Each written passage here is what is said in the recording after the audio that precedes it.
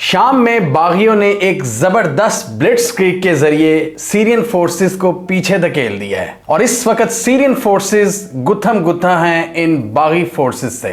आज की इस वीडियो में हम जानने की कोशिश करेंगे कि ये बागी फोर्सेस कौन सी हैं, बशारुल असद के रजीम को कितना खतरा है, रूस इस हवाले से क्या सोच रहा है, ईरान की क्या हिकमत अमली होगी और इन ग्रुप्स की फॉरवर्ड मूवमेंट से किन किन कंट्रीज को फायदा होगा। इस हवाले से तुर्की की क्या पोजीशन है और क्या ये हमला ईरान के एक्सेस ऑफ रेजिस्टेंस के लिए एक बहुत बड़ा धचका है। आज की इस वीडियो में हम इन सब सवालों के जवाब ढूंढने की कोशिश करेंगे। जैसा कि आपको पता है, हमने इस टॉपिक को बड़ा डिटेल में कवर किया हुआ है। पास्ट में भी हम पिछले 4-5 सालों से कवर कर रहे हैं सीरिया की जंग को, सीरिया में हालात वाक़यात को। लिहाजा इस वीडियो से मैं उम्मीद करता हूं आपको बहुत सारी इंफॉर्मेशन मिले।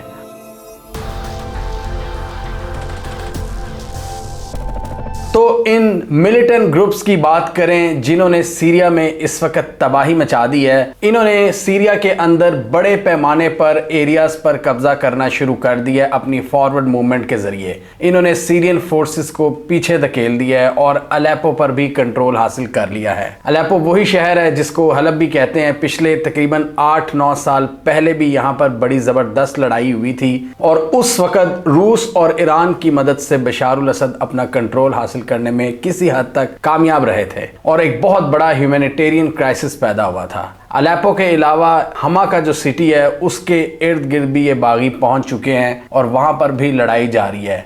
इससे पहले इदलिब शहर के अंदर इन बागियों की फोर्टिफिकेशंस कायम थीं, लेकिन पिछले एक हफ्ते में इन्होंने फॉरवर्ड मूवमेंट्स की हैं और हमलों के जरिए अलेपो और हमा पर किसी हद तक कंट्रोल हासिल कर लिया है। यानी अगर हम मैप पर नजर डालें तो सीरिया के जो सदर्न पार्ट्स हैं ये तेजी से उन इलाकों की जानिब बढ़ रहे हैं। नॉर्थ वेस्ट से इनका ब्लिट्जक्रीग शुरू हुआ था और अब ये सदर्न पार्ट्स की जानिब बढ़ रहे हैं जहां पर इनको सीरियन फोर्सेस की जानिब से रेजिस्टेंस का सामना है, सीरिया की जो ऑफिशियल आर्मी है। अब शाम की बात करें तो हमने डिफरेंट वीडियोस में एक्सप्लेन किया हुआ है मैप्स के जरिए कि यहाँ पर डिफरेंट इलाकों में डिफरेंट ग्रुप्स का कंट्रोल है। कहीं मिलिटेंट ग्रुप्स हैं, कहीं पर कुर्दिश मिलिशियाज हैं, कहीं पर टर्किश फोर्सेस हैं, कहीं पर अमेरिकन हैं, कहीं पर दाइश है और कहीं पर सीरियन फोर्सेस। एक बहुत ही वोलेटाइल कंट्री है जिसके 2011 की अरब स्प्रिंग के बाद से लेकर अब तक हालात संभले नहीं हैं। अमेरिका और इनके इत्तहादियों ने, जिनमें सऊदी अरब भी शामिल था, काफी हद तक इन्होंने कोशिश की कि बशारुल असद का तख्ता उल्ट दिया जाए, लेकिन ईरान और रूस की मदद से वो अपनी कुर्सी पर बराजमान रहे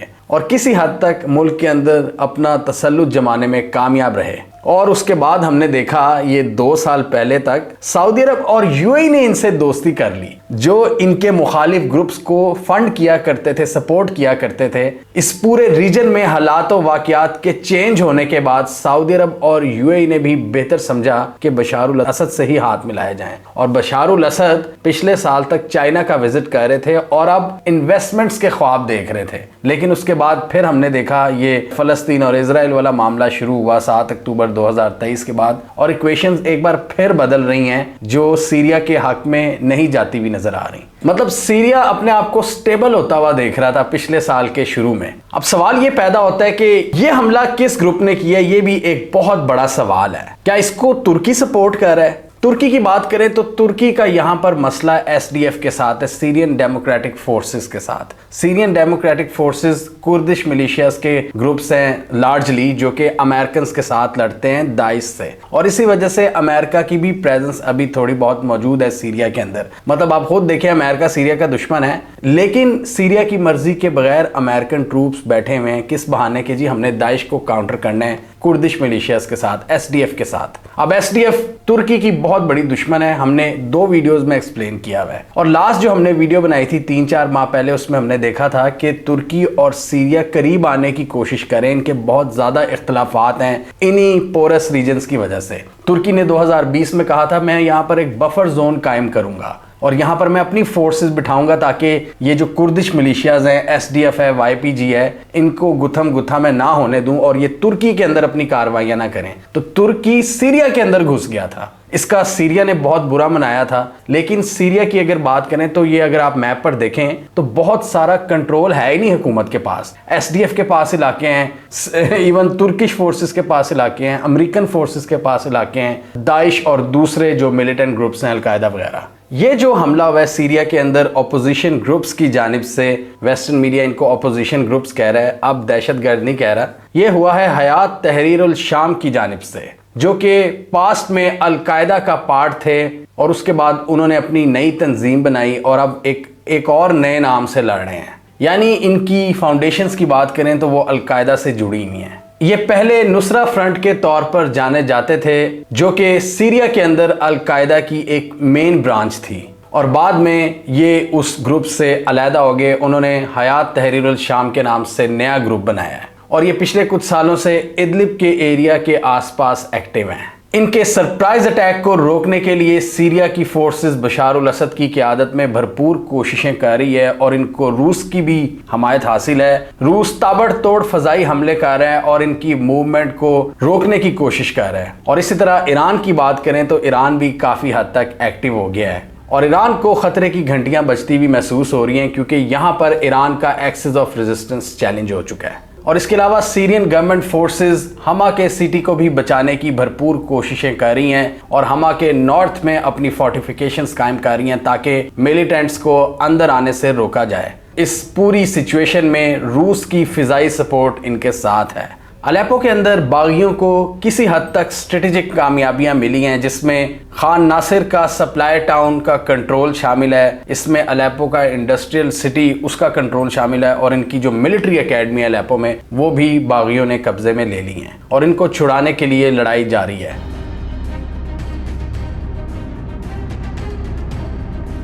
अब यहाँ पर बात करते हैं ईरान की और ईरान के एक्सिस ऑफ रेजिस्टेंस की। बहुत सा इस वक्त मगरबी मीडिया लिख रहा है कि ईरान के एक्सिस ऑफ रेजिस्टेंस को एक बहुत बड़ी यहाँ पर शिकस्त हुई है कि उनके जो असासे थे हिजबुल्लाह और दूसरी शक्लों में, वो क्यों हिफाजत नहीं कर सके सीरिया की, मतलब ग्राउंड बैटल में वो क्यों फेल हुए हैं। ईरान की फॉरेन मिनिस्ट्री ने भी राब्ता किया है रशिया की फॉरेन मिनिस्ट्री से और उनको कहा है कि इन अटैक्स में इजराइल और यूएस का भी किरदार शामिल है।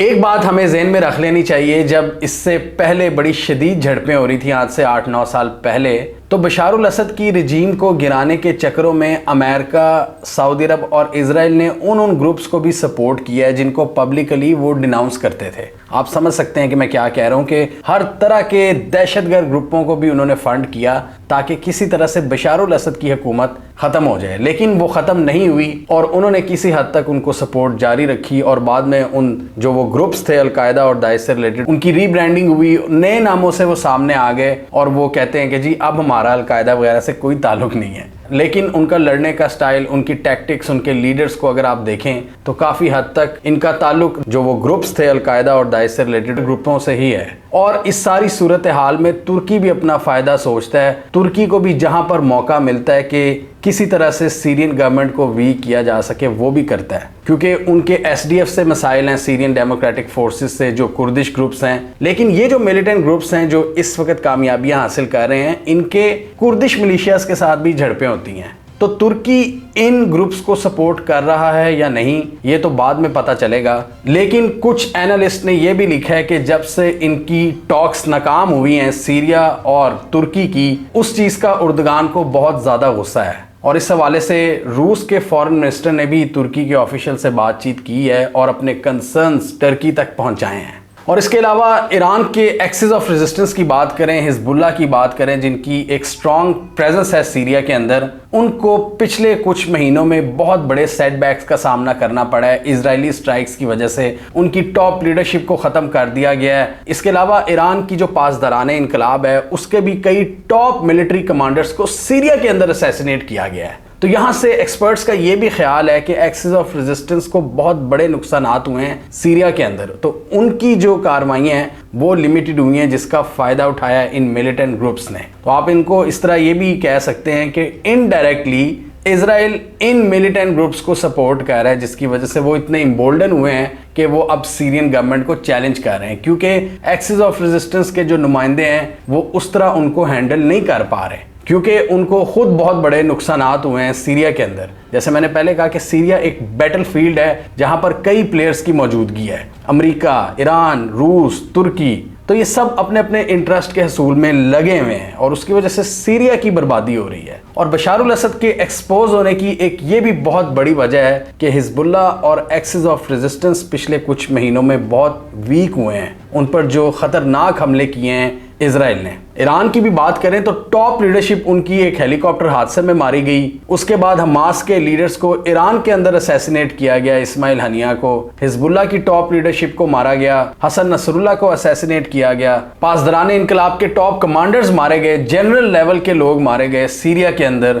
तो उसकी वजह से हमने भी ये वीडियो बनाई थी कि एक्सिस ऑफ रेजिस्टेंस को एक बहुत बड़ा धचका लगा है और काफी हद तक इनको नाकामी हुई है। और हमने ये भी डिस्कस किया था कि इनके लिए एक बहुत बड़ी अपॉर्चुनिटी है कि अपनी गलतियों से सीखें। ये जो पेजर अटैक्स वगैरह इजराइल ने किए थे, जो टेक्नोलॉजी का इस्तेमाल किया था, ये एक बहुत बड़ा लेसन था, ना सिर्फ ईरान की पासदाराने इनकलाब के लिए, एक्सिस ऑफ रेजिस्टेंस के लिए, बल्कि पूरी दुनिया के लिए कि आप किस तरह फ्यूचर में अपने आप को टेक्नोलॉजिकली एक्सपोज्ड होने से बचा सकते हैं। तो इस वक्त एक्सिस ऑफ रेजिस्टेंस में शायद कोई रीशफलिंग हो रही है या कोई नई तैयारियां हो रही हैं। उस मौके में वो जो ब्रीदिंग स्पेस मिली है इन ग्रुप्स को, उन्होंने इस चीज़ का फ़ायदा उठाया है और सीरिया में तबाही फेर के रख दी है। लेकिन ईरान एक बार फिर एक्टिव हो चुका है, रशिया की भी एयर स्ट्राइक्स जारी हैं। सीरिया की फोर्सेस चाहे वो वीक हैं लेकिन वो किसी हद तक इन बागियों को काउंटर कर रही हैं। और इस वक्त एक ऐसी सिचुएशन है कि इदलिब, अलेप्पो और हमा के जो इलाके हैं, इनके अंदर कुछ शहरों पर कई गाँव और कई कस्बों का कंट्रोल हुकूमत हासिल कर लेती है, फिर बागी इनसे छीन लेते हैं, फिर वो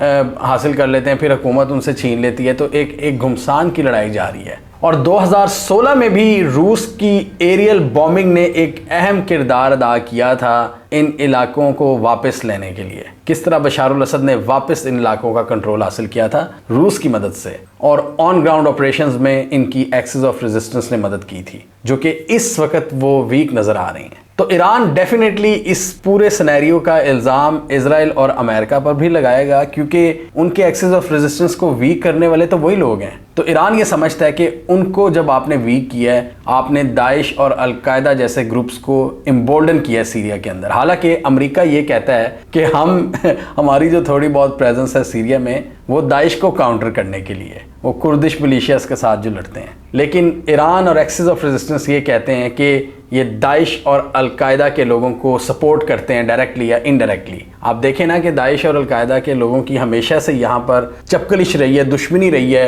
ईरान के सपोर्टेड ग्रुप्स के साथ। एक्सिस ऑफ रेजिस्टेंस के जो ग्रुप्स हैं, इस्लामिक रेजिस्टेंस ग्रुप्स हैं, हिजबुल्लाह है और दूसरे शिया ग्रुप्स जिनको ईरान बैक करता है। एक दौर था कि यूएई और सऊदी अरब बशारुल असद के खिलाफ लड़ा करते थे, उन ग्रुप्स को सपोर्ट किया करते थे जो उनके मुखालिफ थे।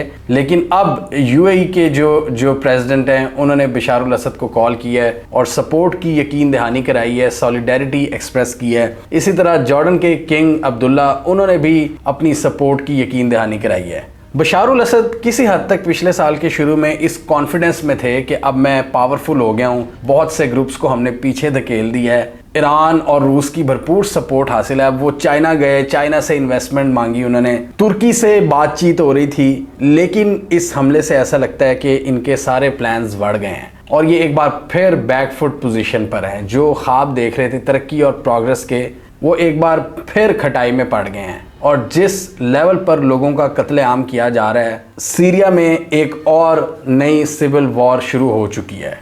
और इसकी एक बहुत बड़ी वजह इनके नेक्स्ट डोर नेबर्स में जो जंग लगी हुई है फ़लस्तीन और इजराइल के दरमियान। इजराइल की मुसाद का भी सीरिया को वीक करने में एक बहुत बड़ा हाथ है।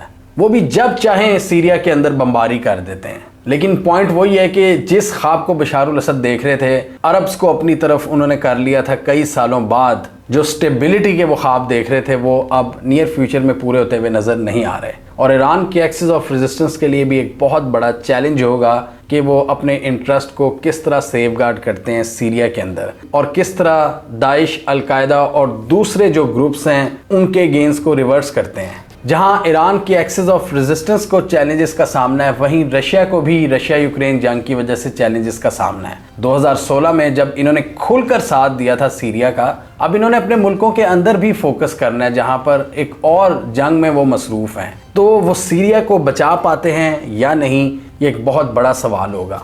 इजराइल की बात करें तो उन्होंने लेबनान के अंदर हिजबुल्लाह से सीज फायर कर लिया है। अब ये भी एक पॉसिबिलिटी है कि हिजबुल्लाह और ईरान कोई नई स्कीम बनाएं और सीरिया के अंदर कुछ नए ट्रूप्स को भेजें इन मिलिटेंट ग्रुप्स को काउंटर करने के लिए। और दूसरी तरफ तुर्की है जो कि कुर्दिश ग्रुपों से शदीद तंग है और वो उनके खिलाफ कार्रवाइयाँ करता रहता है। और इन कुर्दिश ग्रुपों का जो कि तुर्की के दुश्मन हैं, वो इन ग्रुप्स के भी दुश्मन हैं जिन्होंने अब ताज़ा हमले किए हैं सीरिया के अंदर। आपके ख्याल में इनमें से कुछ ग्रुप्स को क्या तुर्की की हमायत हासिल है या नहीं? और आपके ख्याल में क्या ईरान का एक्सेस ऑफ रेजिस्टेंस इन ग्रुप्स को काउंटर कर पाएगा? क्या इनको पीछे धकेल पाएगा सीरियन फोर्सेस की मदद करके? और क्या रशिया की जो एरियल सपोर्ट है वो सीरिया को अपनी लॉस्ट टेरिटरी वापस हासिल करने में मदद करेगी? क्या बशारुल असद अपनी हुकूमत को बचा पाएंगे? कमेंट कीजिए। इसके अलावा हमारा यूट्यूब चैनल सब्सक्राइब कर लें और साथ ही वो बेल आइकॉन भी दबा लें ताकि वो स्टोरीज दुनिया भर से पाकिस्तान से जिनकी मेन स्ट्रीम मीडिया पर प्रॉपर कवरेज नहीं होती, हमारे प्लेटफॉर्म के थ्रू अब तक टाइम पर पहुंच जाएं।